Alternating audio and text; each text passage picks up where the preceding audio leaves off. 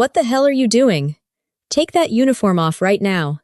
My mother stood with her back pressed against the door of the bridal preparation room, as though she could physically prevent the truth of my existence from reaching the wedding guests outside. The Kensingtons are refined people, she hissed.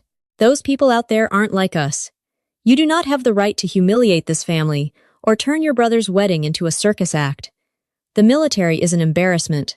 Lola, just for once, put on the silk dress and blend in with the crowd. I was 32 years old, a captain in the United States Marine Corps, and for 10 years I had swallowed every insult to keep peace in a family that never offered me any.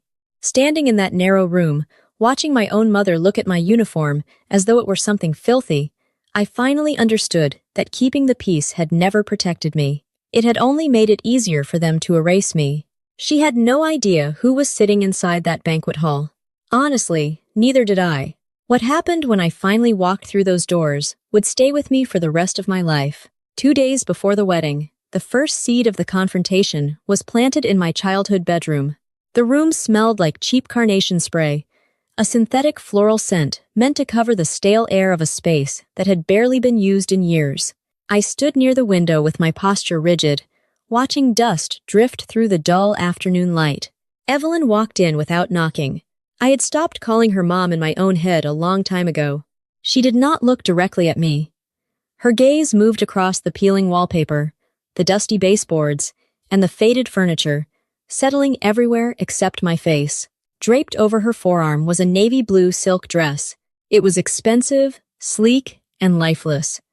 The fabric caught the light with a cold, artificial shimmer. She laid it carefully across my old quilt and smoothed out a wrinkle that did not exist. The Kensingtons are a very refined family, Lola, she said. Her voice was soft, razor soft. It was the controlled tone of someone pretending to be reasonable while asking another person to mutilate herself. A military uniform is just jarring. People will stare. They won't know what to do with you. Wear the navy silk. For once, blend in with the crowd. She did not yell. There was no dramatic argument. That was the most dangerous thing about the Bailey family. They did not punch you in the face. They politely asked you to cut off your own arm and serve it to them on a silver platter. Evelyn was asking me to erase myself. She wanted me to hide the dirt, blood, rank, and history stitched into my uniform so her country club friends would not choke on their champagne. For 10 years, I had been the designated peacekeeper. I was the ghost they summoned when there was heavy work to be done, and ignored when there was praise to distribute. I carried oversized suitcases out of the attic. I mailed holiday cards. I drove relatives to appointments. I smiled through Thanksgiving dinners, while everyone celebrated my younger brother Liam's Wall Street bonuses. Whenever tension rose, I stepped backward, made myself smaller, and faded into the walls so nobody else had to feel uncomfortable. I stood at parade rest with my hands clasped behind me. My eyes moved from the closet, where my dress blues hung inside a heavy black garment bag, to the limp pile of silk on the mattress. The midnight blue wool of my uniform had sharp, unforgiving creases and blood-red piping. It demanded respect. It occupied space. On the chest was a silver star, a decoration Evelyn could not have named if her life depended on it. The silk dress was designed to do the opposite. It was meant to slip unnoticed through the room. It was the uniform of a ghost. My mind began running the same survival script that had been hammered into me since childhood. Do not argue. Swallow your pride. Take the hit. Keep the peace. My jaw tightened. I'll think about it, I said. Evelyn released a heavy breath. The tension vanished from her shoulders instantly. She reached out and gave my forearm a weak, sterile squeeze. Thank you. You're a good girl. Then she turned away, her leather flats clicking against the wooden floor. I need to call the florist. The centerpieces are completely wrong. She pulled the door shut behind her. The brass latch clicked, and silence crashed down over the room. My military bearing drained from my spine.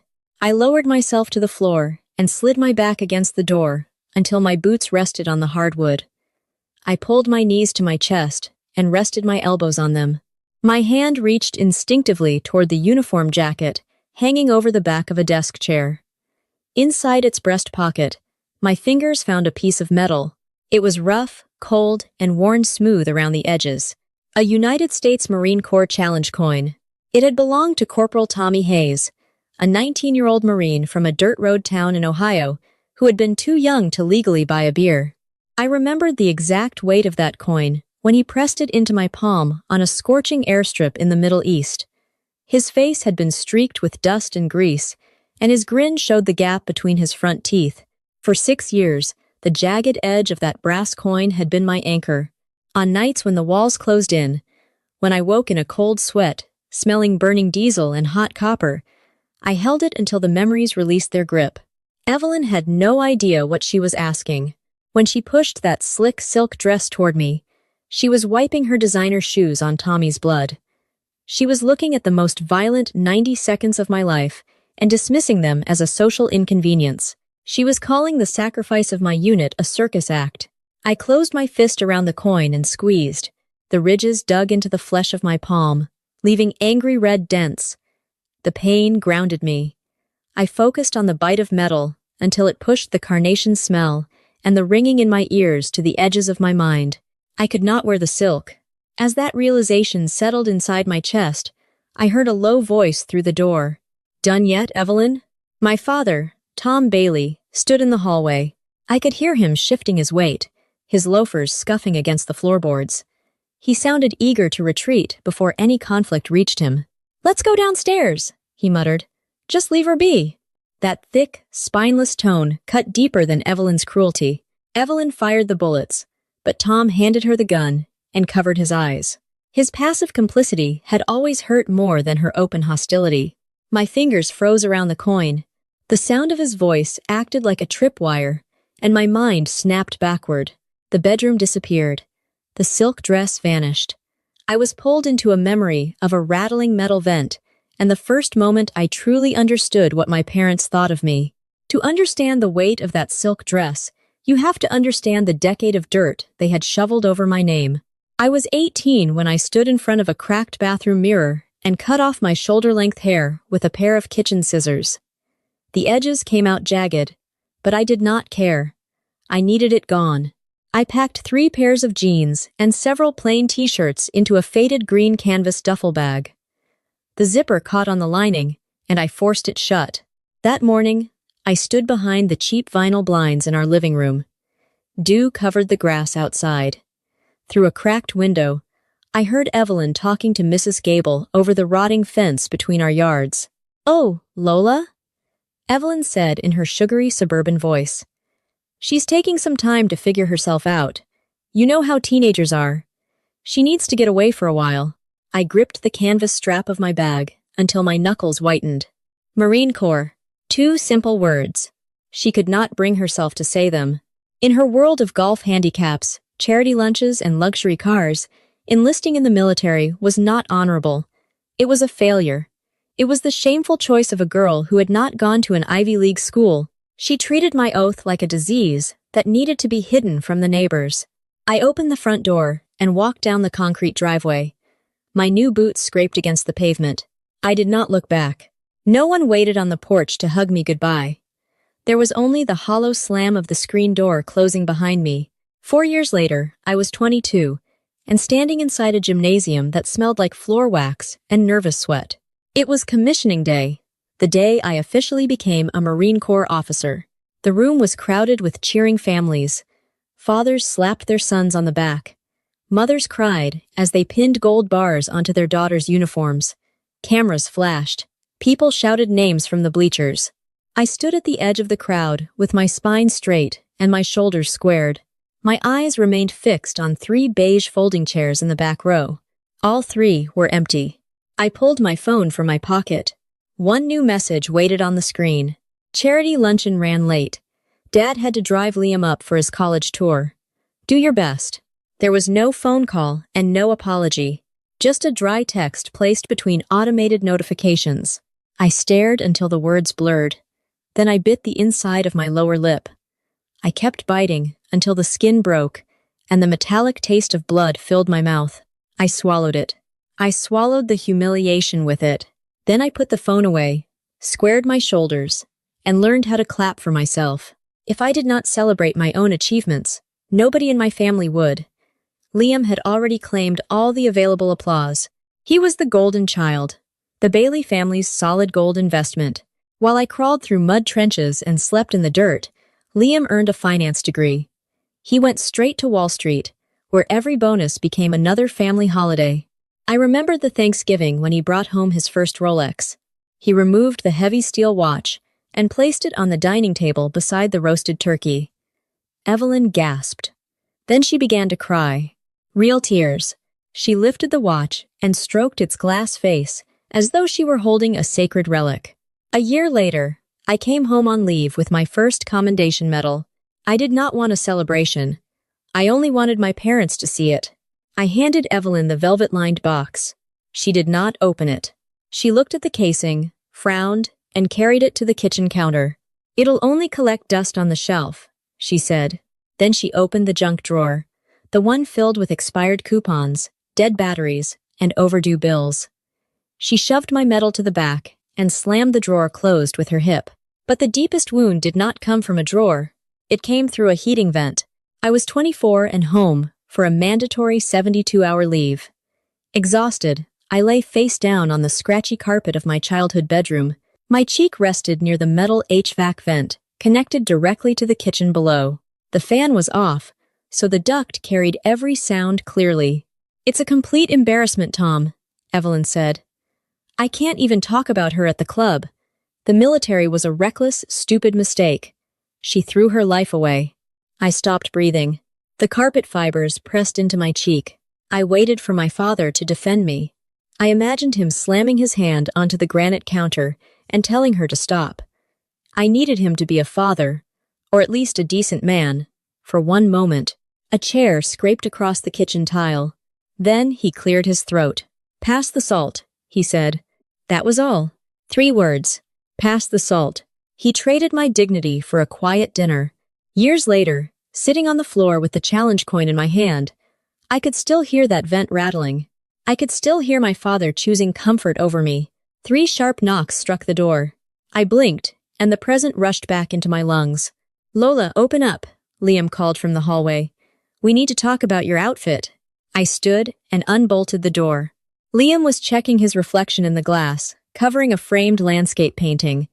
He adjusted a silver-gray silk tie that hung loose against his collar. He smelled of expensive cologne and old-money arrogance.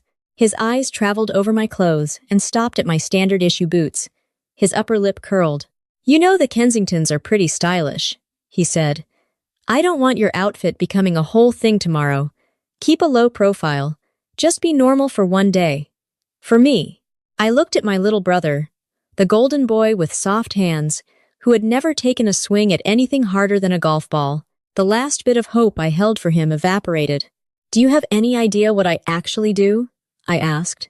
He blinked and gave an unconcerned half shrug. Sure, marine stuff. Marine stuff. That was his summary of my life. It covered men bleeding in the sand, medevac helicopters screaming through the darkness, and flag-draped transfer cases lined up on a tarmac. Marine stuff. I stared at him until discomfort shifted his weight from one foot to the other. Then I closed the door in his face. 2 hours later, we stood in the lobby of the Kensington Family's Country Club. The air conditioning vents hissed overhead, but the room still felt suffocating. It smelled of lemon polish, gin martinis, and expensive perfume. Evelyn moved across the Persian rugs in a tailored designer dress, gripping Liam's arm as she introduced him to older men in tuxedos and women covered in pearls. I remained 2 paces behind them, the designated shadow, the hired help. An older woman with a face tightened by cosmetic surgery looked past Evelyn and noticed me. And who is this? She asked. Your daughter? Evelyn stepped sideways, physically blocking the woman's view of me.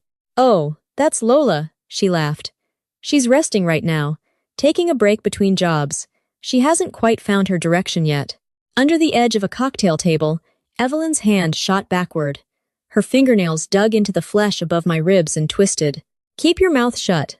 She did not need to say the words. I did not flinch.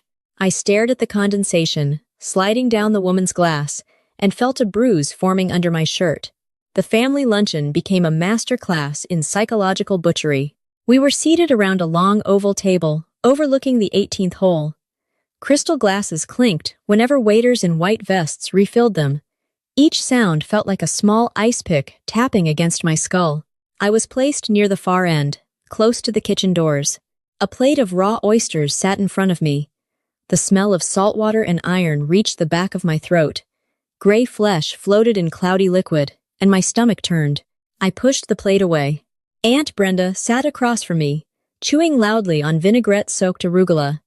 After swallowing, she pointed a heavy silver fork at my chest. "Is the military cutting its food budget?" she asked loudly. "You look terrible, Lola. Too thin. Sickly, almost. It's not a good look for a woman your age." My uncle snorted into his napkin. "What do you expect, Brenda? Maybe it's time she grew up and found a real job. Give her parents a break. Evelyn worries herself sick because Lola has no future." It was a firing squad disguised as polite conversation. They took turns throwing stones, each trying to crush another piece of my self-respect. Nobody asked where I had been. Nobody asked what I had survived. My life, my rank, and my service were material for their entertainment. I looked toward the head of the table. Evelyn calmly sipped champagne. She made no attempt to stop them. She did not need to. The corners of her mouth lifted in a satisfied smile. The family was performing exactly as she intended. They were reinforcing her narrative and keeping the failure in her assigned place. I did not argue. I sat perfectly still with my back 2 inches from the cushioned chair. Then I stopped seeing them as family. I began reading the room as a hostile environment.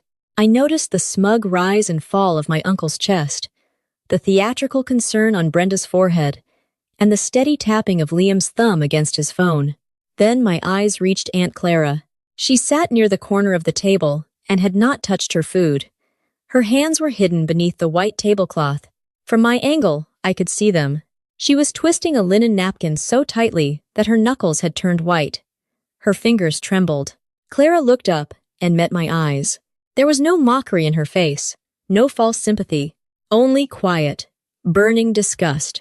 She held my gaze for 3 seconds. It was not pity. It was a warning. She was trying to communicate something she was too afraid of Evelyn to say aloud. When Evelyn shifted in her chair, Clara panicked and lowered her head, staring into her lap like a frightened animal. The atmosphere around the table changed. Something deeper than the usual insults was happening. I placed my napkin on the table and folded it into a perfect square. Then I pushed my chair back. The wooden legs scraped against the tile, cutting through Brenda's laughter. "Excuse me," I said. "I need to use the restroom." I walked away without looking at Evelyn. I did not yet know that Clara's terrified expression was a burning fuse. The bomb attached to it was already waiting for me in my hotel room. I left the club and drove directly to the hotel. I kept the radio off and ignored the manicured lawns outside my window. Inside room 314, I closed the heavy door and turned the deadbolt. The lock clicked loudly in the silent space. Cold air poured from the wall unit. The navy silk dress lay across the unmade bed where I had left it. I stared down at it. 10 years of conditioning clawed at the back of my neck. "Put it on, Lola. Stop fighting. Let Liam have his perfect Wall Street wedding. Let Evelyn have her country club fantasy." My hands moved mechanically. I unbuttoned my shirt, stepped out of my slacks, and lifted the dress. The silk felt thin and lifeless, no matter how much Evelyn had paid for it. I pulled it over my head and faced the full-length mirror on the closet door. A sick feeling moved through me. The reflection looked like a ghost. The woman in the mirror had been smoothed over and emptied out. She had no scars, rank, history, or rough edges. She had been forced into the refined mold the Bailey family wanted to present to the Kensingtons. She was not the Marine who had survived 2 deployments. She was the obedient, invisible daughter who could be tucked into a back corner and trusted not to spoil the appetizers. I reached behind me and found the cold metal zipper. One pull would complete the surrender. My hand stopped. The temperature in the room seemed to drop. The smell of bleach and lavender detergent disappeared, replaced by hot copper, burning diesel, and cordite. The hum of the air conditioner faded. Then the silence exploded with the sound of an armored Humvee rolling into a ditch. Metal tore. Tires shredded. My vision narrowed. I was no longer looking at silk. I was looking at the ribbed metal floor of a troop transport. The ambush had lasted 90 seconds. A minute and a half of concentrated hell on a dirt road without a name. The slick feeling against my hands was no longer fabric. It was warm, thick, and sticky. It pushed through my fingers as I pressed both hands against a Marine's chest, trying to close a wound that could not be closed. "Stay with me." I heard my own voice screaming over the gunfire, shredded and unrecognizable. 4 of us went out on that patrol. 3 of us returned inside the wire. Tommy did not. Corporal Tommy Hayes was 19 years old. He missed his mother's meatloaf and kept a crumpled photograph of his golden retriever taped inside his helmet. Evelyn used the word family like a weapon. To her, family meant people seated around a dining table, chewing expensive salads and tearing one another apart for sport. She was wrong. Family was Tommy handing me his canteen when the temperature reached 110 degrees, even though his own lips were cracked and bleeding. Family was his gap-toothed grin when he placed the brass coin in my hand. "Keep it for luck, Cap," he had said, wiping grease from his forehead. "You hold on to it." That coin was in the breast pocket of the dress blues hanging behind me. Its edges had been worn smooth by years of being gripped through nightmares. Brenda had called me sickly. My uncle had told me to get a real job. They had sat in tailored clothing, drinking champagne, and mocking the dark circles under my eyes. They did not know I looked that way, because I had given my last water and nearly half my blood trying to keep a 19-year-old Marine breathing in the dirt. I stared at the silk dress in the mirror. If I wore it, I would not only be hiding myself, I would be betraying Tommy. I would be agreeing with Evelyn that his life and blood were an embarrassment that should be hidden to protect the delicate feelings of country club guests. My jaw clenched. The exhausted daughter disappeared. In her place stood the cold, analytical fury of a Marine officer. I grabbed the collar and pulled the dress over my head. I did not fold it or place it carefully on a hanger. I threw it across the room. It struck the baseboard and collapsed onto the carpet like contaminated waste. The moment it landed, my phone vibrated against the wooden nightstand. The screen lit up. A single message notification appeared. "Aunt Clara." I walked over and lifted the phone. Clara had not written a greeting or explanation. She had sent an image. I unlocked the screen and opened it. The picture was a screenshot of an iMessage group chat. The title at the top read, "Liam's Wedding Logistics." I opened the member list.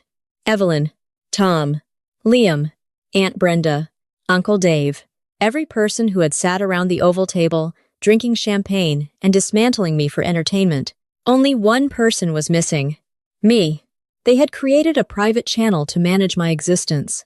Cold from the air conditioning unit seemed to seep into my bones. I enlarged the image and focused on the timestamp. It's 7:40 a.m. The message had been sent while Brenda pointed her fork at my chest and called me sickly. Evelyn had been typing beneath the table. "Please make sure nobody encourages Lola to wear her uniform tomorrow. The Kensingtons are extremely refined people, and it would be a complete humiliation for this family." I told the venue to seat her at table 9 beside the kitchen doors. "The military is an embarrassment. I will not let her turn Liam's wedding into a circus act." A circus act. My mind processed the phrase with detached precision. She had compared the uniform of a Marine Corps officer, the same wool I had worn while pulling bleeding men from wreckage, to a clown costume. Then there was table 9. At a wedding like Liam's, the seating chart was a caste system. The first tables were reserved for royalty. Table 9 was pushed into the back, beside the kitchen doors, where waiters carried dirty dishes and the smell of grease lingered. That was where people placed guests they were obligated to invite, but ashamed to acknowledge. Evelyn intended to hide me like garbage behind a dumpster before her wealthy guests arrived. I scrolled farther. Aunt Brenda had reacted to Evelyn's message with a laughing symbol. The woman who pretended to worry about my health had laughed at the plan to exile me. Below it was Liam's response. "Whatever you say, Mom. Just keep her out of the main photos. Don't need her ruining the vibe." They were not a family. They were scavengers coordinating the removal of my bones. The message that finally shattered the last illusion inside me appeared at the bottom. "Read by Tom Bailey at 11:42 a.m. My father had seen everything. For 10 years, I had made excuses for him. I told myself he was another victim of Evelyn's control. I remembered the way he patted my shoulder and whispered, "You know how your mother gets. Let it go, kiddo." But he had read the message. I pictured him at lunch, buttering a roll while his phone vibrated in his pocket. He had pulled it out, read his wife's words, and then looked directly at me. He watched her call his daughter's service a circus act. He watched her assign me to the kitchen doors. He did not type a single letter in my defense. His silence was not a survival tactic. It was an endorsement. That small gray-red receipt became a death certificate for the final hope I had held for my father. He was not a peacemaker. He was a coward who enabled a cruel woman because protecting his daughter required more courage than he possessed. I stood in the center of the hotel room. I did not cry. Tears blurred vision. In the field, blurred vision could get people killed. My training took over. In a combat zone, panic was useless. You identified the threat, secured your equipment, and acted. The pain inside my chest stopped. An iron door closed over the wounded daughter, who still wanted her parents' approval. What replaced her was cold. It was not loud rage. I did not want to scream or throw furniture. It was a quiet, glacial focus. My hands stopped shaking. My heartbeat slowed. My breathing became shallow and even. Evelyn Bailey was no longer my mother. She was the threat. I locked the phone and tossed it onto the bed beside the crumpled silk dress. Then I walked toward the closet. My boots made no sound against the carpet. I reached for the brass zipper on the black garment bag and pulled it down. The metal teeth separated with a sharp ripping sound. Inside, the midnight blue wool absorbed the dim light. The fabric was stiff and unyielding. The red piping along the trousers looked like a fresh cut. Pinned precisely over the heart of the jacket, the silver star caught a narrow beam of light. Lola Bailey, the invisible family scapegoat, died in room 314. I brushed my fingers across the metal. I was Captain Lola Bailey, and this war had just begun. That night, I laid the uniform across the bed. It took 2 attempts to push the metal pins of the silver star through the dense wool. My hands shook, not because I feared Evelyn or cared about the Kensingtons' opinions, but because of the weight of the metal. Pinning it to my chest meant inviting Tommy's ghost into the room. It meant carrying the life of a 19-year-old who never made it home. The next morning, I gave Liam one final act of grace. During the hour-long church ceremony, I sat in the last pew near the rear wall. I wore a charcoal blazer and dark slacks, civilian camouflage. I kept my head down and stared at the scuff marks on my boots. At the altar beneath the stained glass, Liam recited his vows. Evelyn sat in the front row and dabbed at dry eyes with a tissue, performing the role of the overwhelmed mother. Liam was selfish and entitled. He had allowed Evelyn to treat me like dirt because opposing her might threaten his comfortable life. But he was still my brother. I loved him enough to give him an uninterrupted ceremony. For 45 minutes, I gave him the flawless image he wanted. My grace expired the moment we left the church. The reception took place at the Kensington's private country club, an enormous estate surrounded by manicured grounds. Valets moved imported German cars through the entrance. A string quartet warmed up inside the hall. Waiters in white vests carried trays of champagne. I did not follow the crowd into the ballroom. Carrying the black garment bag, I turned down a carpeted side corridor and entered a small bridal preparation room near the restrooms. I locked the door. The deadbolt slid into place with a metallic thud. The room smelled of hairspray and spilled Prosecco. I opened the garment bag and removed my charcoal blazer. The civilian clothes that made me invisible fell in a wrinkled pile on the floor. Then I put on the uniform. The high collar closed tightly around my throat and forced my chin upward. I fastened each brass button. The heavy wool pulled my spine into perfect alignment. I drew white cotton gloves over my hands and smoothed every wrinkle until the fabric stretched tightly across my knuckles. I adjusted my belt and tucked my cover beneath my arm. Then I faced the vanity mirror. Warm chandelier light reflected from the rows of ribbons and the silver star above my heart. The woman in the mirror looked cold, severe, and unmistakably real. I brushed a nearly invisible piece of lint from my shoulder. Then I inhaled slowly. It was time to find table 9. My gloved hand was inches from the doorknob when it twisted violently from the other side. The door pushed inward, dragging against the thick carpet. Evelyn rushed into the room. She stopped the instant she saw me. Her eyes locked on the midnight blue wool. All color drained from her face, leaving her skin waxy and pale. Then a blotchy red flush climbed from her neck into her cheeks. It was pure panic. She slammed the door shut behind her and pressed her back against it, as if her body could keep me hidden. "What the hell are you doing?" she whispered. Her manicured fingers clawed at the air. "Take that off. Take it off right now." I stood at attention and said nothing. "You are not doing this to me," she spat. "I told you the Kensingtons are refined people. Those people out there aren't like us. You do not have the right to humiliate this family. You do not have the right to turn your brother's wedding into a circus act." She reached for my lapel. Her fingers curled, as though she intended to tear the uniform from my body. I knocked her hand away with a sharp block. The impact made her recoil. She grabbed her wrist and stared at me in disbelief. She was playing her final card. She expected 10 years of conditioning to activate. She expected my shoulders to fall and my voice to soften. She expected me to apologize, remove the uniform, and hide beneath whatever disguise she offered. She believed I would protect her false world at the cost of my soul. I stepped forward. The heel of my boot struck the strip of hardwood at the edge of the carpet. Evelyn flinched and pressed harder against the door. I did not yell. I did not explain the ambush, Tommy, or Clara's screenshot. Explanations were for people who needed permission to exist. I no longer needed hers. I moved close enough to see panic jumping behind her eyes. "Mom," I said, "I am not an embarrassment." She opened her mouth. I did not let her answer. Her hand was wrapped around the brass knob behind her back, blocking my exit. I gripped her forearm over the expensive sleeve and pushed her aside. She stumbled in her high heels and struck the edge of a velvet vanity chair. My white-gloved hand closed around the knob. I turned it until the latch released. Then I opened the door, stepped out of the shadows, and walked toward the main hall. The banquet room was flooded with golden light. A tiered crystal chandelier hung from the vaulted ceiling above 150 guests. The room was filled with tailored tuxedos, floor-length gowns, silver trays, champagne flutes, and the low music of the quartet. 10 years of psychological conditioning did not disappear simply because I wore a uniform. Evelyn's voice still echoed inside my skull. "Do not be a circus act. Blend in. Hide." I did not march down the center aisle or demand attention. Out of habit, I kept close to the wall. My shoulder passed inches from the floral wallpaper as I moved around the perimeter. I scanned the silver table numbers. 4, 6, 8. I was searching for table 9, the exile zone beside the kitchen.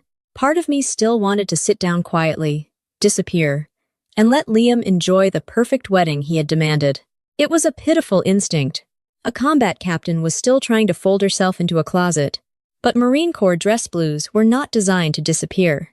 The angles, white gloves, red piping, and dark wool demanded space. The first person who noticed me stood near the mahogany bar. A man in a tuxedo was laughing with several friends. He turned to signal the bartender, and his gaze passed across the wall. Then it stopped on me. His smile vanished. The hand holding his glass froze in midair. The woman beside him followed his line of sight.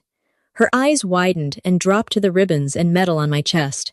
She stopped speaking. Silence spread through the ballroom like a crack racing across a frozen lake. It did not happen at once. The clinking of silverware began to fade. Conversations broke apart. Guests nudged their partners and turned in their chairs. On the raised platform, the lead violinist noticed me from the corner of her eye and lost her place. Her bow dragged across the strings, creating a long, painful note. She lowered the violin. The cellist stopped. The music died. The only sound left was the steady crack of my heels against the polished floor. 150 people watched me. I kept my gaze forward, but my peripheral vision caught the collapse of the Bailey family's carefully built facade. Evelyn stood beneath the brightest part of the chandelier, surrounded by older Kensington women wearing diamonds. Seconds earlier, she had been performing an airy laugh. When the music stopped, she turned. She saw me. Her smile hardened and fell away. Her jaw dropped. The blood left her face, and both hands rose to her throat. She was waiting for social ruin. 20 feet away, Tom stood beside a cocktail table. The instant he noticed me, he stepped backward, trying to distance himself. His hip struck the table. A martini glass fell and shattered, but nobody turned to look. At the head table, Liam was halfway out of his chair. His napkin lay on the floor. His mouth hung open, as though I had entered carrying a bomb. I continued walking. Then I found table 9. It was exactly where Evelyn had promised, pushed into the darkest corner beside the metal-framed kitchen doors. I was 10 feet away when movement at the head table caught my attention. An older man sat 2 places from Liam. He appeared to be in his 70s, with thick white hair and a custom tuxedo fitted across broad shoulders. His name was Marcus Vance. He did not look at my face or gloves. His gaze bypassed everything and locked onto the silver star. A muscle moved in his jaw. The polished country club guest disappeared. Underneath was the cold, controlled stare of a career soldier. He pushed his chair back. The wooden legs scraped loudly across the floor. Then he stood. Marcus straightened his spine and squared his shoulders. He ignored the confused guests around him. He drew in a deep breath, not the casual breath of an elderly man, but the calculated intake of a seasoned officer preparing to project his voice across a parade ground. His eyes remained fixed on me. Then he roared, "Silver star in the room." 5 words cut through the banquet hall. A waiter near the bar flinched so hard that the glasses on his tray shook. The Silver Star was not a circus act. It was the United States Armed Forces' 3rd highest decoration for valor in combat. Evelyn had spent a decade treating my service as a dirty secret. A stranger needed 5 seconds to tell the room what I had bled for. Marcus raised his right hand in a swift, precise arc. His fingers were straight and joined. The tip of his middle finger stopped at the edge of his eyebrow. A perfect military salute. An elderly man in a tailored tuxedo stood at attention before a Marine captain he had never met. I stopped. A sharp, burning pressure formed behind my eyes. 10 years of swallowed humiliation rushed toward the surface. I locked it down. I pivoted on my left foot until I faced him fully. My heels came together with a loud crack. I raised my white-gloved hand in a crisp return salute. We held it. 2 soldiers standing in a room filled with ghosts. Then another chair scraped across the floor near table 4. A man in his late 60s, with a thick mustache and hunched shoulders, pushed himself upright. The instant he stood, his posture became rigid. Near the dance floor, a woman in an emerald evening gown rose and drew her shoulders back. At the bar, a heavy-set man placed his drink on the counter. He reached for a cane, fought against a damaged knee, and pulled himself to attention. One by one, 12 veterans stood throughout the ballroom. They said nothing. They did not need to. The scraping chairs and rigid bodies became a deafening statement. The refined people Evelyn feared I would offend were standing in respect for the daughter she had exiled to the kitchen. The irony nearly suffocated me. I lowered my salute. Marcus lowered his. The other veterans relaxed slightly, but they remained standing. Then Richard Kensington, the father of the bride and patriarch of the family Evelyn worshipped, pushed away from the head table. He crossed the open dance floor toward me. Richard was tall and accustomed to commanding boardrooms, but as he approached, I saw that his eyes were wet and red. He stopped in front of me. Instead of offering a polite handshake, he took my gloved hand in both of his. His grip was warm and tight. "Captain Bailey," he said, his voice carrying across the room, "we are incredibly honored to have you here." Behind him, Evelyn looked close to collapsing. "My father served in the Marine Corps," Richard continued. "He fought at the Chosin Reservoir. This family, this wealth, and everything you see tonight were built around a simple rule. We never forget the blood paid by people like you, so that the rest of us can sit safely in rooms like this." He squeezed my hand, nodded, and stepped back. The applause began. It was not a polite country club clap. It was loud, sustained, and heavy. I looked beyond Richard and watched Evelyn's survival instinct activate. Panic vanished from her face. In its place appeared frantic calculation. She finally understood that she had misread the room. The people she spent years trying to impress were not disgusted by my uniform. They were honoring it. To Evelyn, that meant my service had suddenly become valuable social currency. Her lips stretched into a brilliant smile that did not reach her eyes. She pushed past a waiter carrying crab cakes and hurried across the floor with her arms open. "We are so incredibly proud of her," she shouted over the applause. "We have always been proud of our Lola." She was trying to hijack the moment. She wanted to wear my medal like a piece of social jewelry and claim the room's respect as evidence of her parenting. She lunged toward me. I stepped backward. Her arms closed around empty air and dropped awkwardly to her sides. Photographers near the cake table raised their cameras.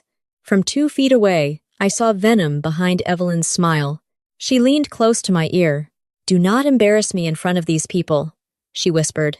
Even then, surrounded by people honoring her daughter, her only concern was her image. There was no remorse and no apology, only fear that she would lose face. I looked at her and realized I was no longer angry. I felt disgust. I did not lower my voice.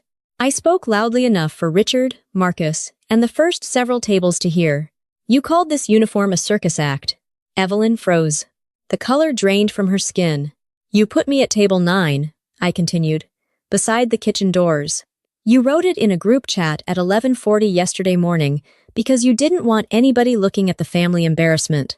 A gasp moved through the nearest tables. A woman wearing pearls covered her mouth. Richard's jaw tightened. "And now," I said, looking directly into Evelyn's eyes, "the people you have spent your life trying to impress just stood to salute the exact thing you tried to hide." Her mouth opened. No sound came out. The mask did not merely slip. It shattered. I turned my back on her. It was a complete dismissal. Then I looked toward the veterans still standing around the hall. I reached into the breast pocket of my jacket and removed Tommy's challenge coin. The brass edges were scratched and worn. I lifted it into the chandelier light. "I didn't earn this medal alone," I said. I did not need a microphone. The room was silent enough that I could hear the air conditioning vents. On a Tuesday morning, 4 of us climbed into an armored Humvee. 3 of us came back. Nobody moved. This coin belonged to the Marine who stayed behind in the sand. His name was Tommy Hayes. He came from a dirt road town in Ohio, and he was 19 years old. My heartbeat struck hard beneath the silver star, but the hand holding the coin remained steady. He gave this to me for luck before we rolled out. The medal on my chest does not truly belong to me. It belongs to Tommy. It belongs to all the names most of you will never read in a newspaper, and to all the kids who never reached their 20th birthdays. The glittering country club seemed insignificant beside the weight of the coin. I am standing here alive and in one piece because they never had the chance to do the same. I looked toward Marcus. The old soldier gave me a slow, tight nod. I held the coin in the light for another second, then lowered it and returned it to my breast pocket. I buttoned the flap. The silence was sacred and suffocating. I did not look at Evelyn. I did not look at Tom, who stood near the bar staring at the floor. I did not look at Liam. I simply let the silence close over the Bailey family's lies. The string quartet eventually began playing again. It was a hesitant waltz that felt painfully out of place. I turned toward the exit. I had crossed half the dance floor when someone grabbed my elbow. I stopped and looked back. It was Liam. His silver-gray tie had come undone and hung loosely around his neck. The Wall Street smirk was gone. His eyes were red, and panic had replaced his confidence. The family he had been desperate to impress had just stood in honor of the sister he had tried to hide. "I didn't know," he said, his voice breaking. "I swear, Lola, I never asked. I just let Mom handle everything. I'm sorry." His hands trembled. For the first time, he seemed to understand what Evelyn's machine had made of him. My old instinct screamed at me to comfort him. For 10 years, I had absorbed the guilt and pain of other people so they would never have to carry it themselves. I did not do it. I placed my white-gloved hand firmly on his shoulder, creating a boundary between his guilt and my peace. "Today is your wedding day, Liam," I said. "Go dance with your wife. If you genuinely want to understand what this medal means, call me tomorrow." I removed my hand and walked away. The heavy oak ballroom doors closed behind me, muffling the music and conversation. In the carpeted hallway, Tom stood beside a bay window, overlooking the golf course. He looked 10 years older than he had that morning. His shoulders sagged, and his suit seemed too large for his body. He stepped into my path. His hand trembled as he reached into the inner pocket of his jacket. He removed a piece of paper folded into quarters. The edges were soft and yellowed from age. He held it toward me. I recognized the Department of Defense letterhead through the thin paper. It was the commendation letter from my first deployment, the one I had mailed home 4 years earlier. I kept it, he whispered. A tear moved down his cheek. I read it, Lola, every word. Then I hid it in my desk. I let your mother decide how we handled everything, because it was easier. He looked down. I was a coward. I'm ashamed. He waited for absolution. He wanted me to pat his chest, tell him it was fine, and wipe his conscience clean. I looked at the worn paper shaking in his hand. It's not okay, Dad. His head lifted sharply. What you did was not okay, and it will never be okay. But I am glad you finally found the courage to say it aloud. I stepped around him, without waiting for a response. The foyer and glass doors were ahead. Evelyn stood directly between me and the exit. Her mascara was slightly smudged, but her jaw was set. Even after public humiliation and the destruction of her entire narrative, she was still trying to control the damage. You are not walking out like this, she hissed. Do not tear this family apart over a misunderstanding. We can fix it. Go back inside, mingle, and play along. I stopped 3 feet away. For most of my life, Evelyn had seemed enormous. She ruled with guilt, shame, and quiet threats. She had been a dictator inside our family. Now she looked small, desperate, hollow. I felt nothing for her. Not anger. Not resentment. Only an empty space where a daughter's love had once existed. I am going to exist with my real history, I said. The marble foyer amplified my voice like the fall of a gavel. I will wear my uniform when I choose. I will speak about the people I lost. And I will never make myself invisible at table 9 again. Her lips parted, but she could not answer. You can accept that, or you can never see me again. That choice belongs to you. She stared as though she had finally realized the strings she used to control me had been cut. I did not wait for her decision. I walked forward without changing direction. At the last moment, Evelyn flinched and stepped aside. I pushed open the glass doors and entered the night. Cold October wind swept across the parking lot and struck my face. It stripped away the perfume, stale air, and artificial warmth of the country club. I closed my eyes and inhaled. My lungs filled with sharp, freezing air.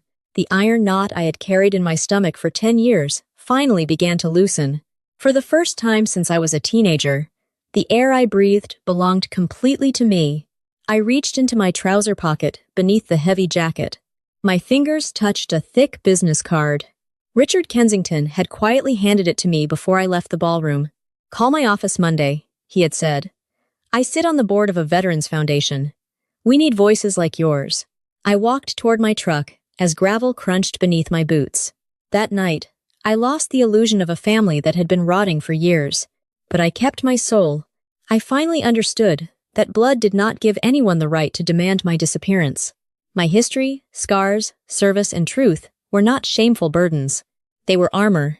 And I would never remove that armor simply because someone else was uncomfortable with the space I occupied.